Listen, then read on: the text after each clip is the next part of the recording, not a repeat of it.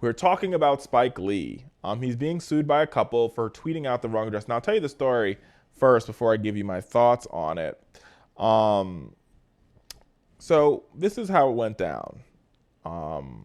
Back in March, angry over the Trayvon Martin shooting decision, as many of us were, Lee tweeted out, "Everyone repost this." George Zimmerman, George W. Zimmerman, what was thought to be his address.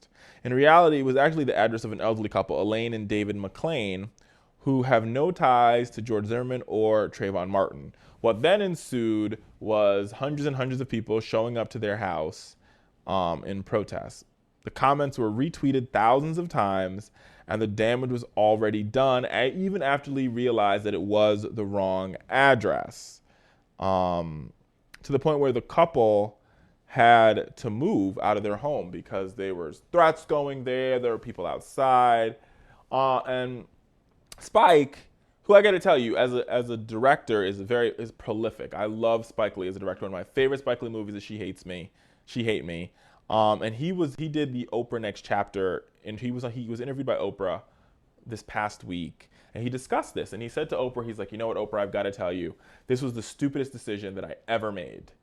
And I hear that. And he decided he was trying to settle.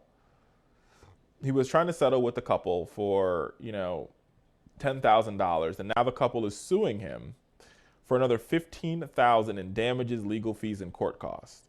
The McLeans allege that they still continue to receive death threats and hate mails due to the continuous retweets of Lee's original tweet. Their address, along with the tweet, is still posted online on many websites. So the damage has pretty much already been done for them. Now, this tells you about the power of social media, because as prolific of a director as Spike is, Spike has got himself caught up because of a really, really, really bad tweet.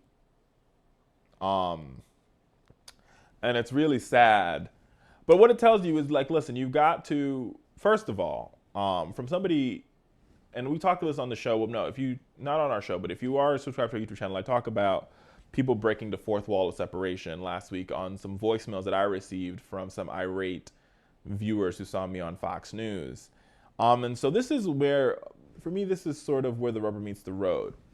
You might not like someone. You might not like their political views. You might not like what they've done. But there comes a time where there's a fourth wall, I call it a fourth layer of separation, that has to exist. So you don't like how the George Zimmerman went. I didn't like it either. But where I disagree with Spike is, no matter what happens, as messed up and as screwed up and as effed up as our justice system is, justice, whether it could mean just us, unfortunately, was served against what many people believed was the truth. And that had everything to do with the prosecution and the fact that they didn't conduct this case right, this, that, and the third. But the evidence at trial, ladies and gentlemen, was not substantial enough to convict George Zimmerman of a crime. Thus, George Zimmerman, in the eyes of the court, is an innocent man. Might not like it, might not like him, might not like what he stands for. He's an innocent man. With that being said, his privacy should be respected just like any celebrity's privacy should be respected. So, with that being said, I love Spike, but here, and I think he's right, it was a very stupid decision. And it was a very stupid decision that caused consequences not only for him, but for the McLeans. So just be very careful, folks. And I understand activism. I understand this world of social media. Hate me, that's fine. But don't get to a point where you're invading somebody's personal private space, because then you create a bad situation.